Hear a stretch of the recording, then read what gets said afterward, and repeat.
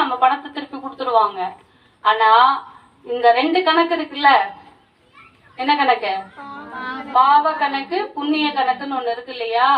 இதுல சேரக்கூடிய டெபாசிட் இருக்கு இல்லையா, இதெல்லாம் திரும்பலாம் நம்ம போட்டுட்டு போய் எடுக்கிறதெல்லாம் இல்ல. போட போட போட போட அது பாட்டுக்கு டெபாசிட் ஆயிட்டே இருக்கும். 2 கணக்குலயும் எதுல பேலன்ஸ், எதுல எடை அதிகமா இருக்கணும்? புண்ணிய கணக்குல தான் நம்மளுடைய டெபாசிட் எடை என்ன ஆகணும்? அதிகரிச்சுட்டே இருக்கணும். அதுதான் நம்மள கடைசி வரைக்கும் என்ன பண்ணும்? நல்வழிப்படுத்தும்.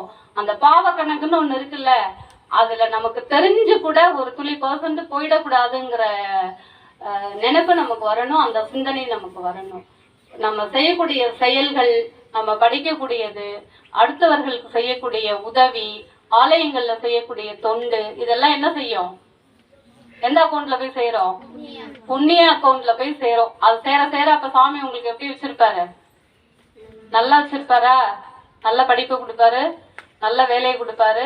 அதுக்கப்புறம் உங்க வாழ்க்கைக்கு உங்களுக்கு என்னெல்லாம் தேவையோ அதை நல்லபடியா அமைச்சு கொடுப்பாரு. அப்ப அது வேணும்னா நம்ம என்ன செய்யணும்? இதை கெட்டியமா பிடிச்சுக்கணும். ரைட்டா? அப்ப நம்ம அவங்களுடைய போற்றியை நிறைய சொல்லணும். சிவாய்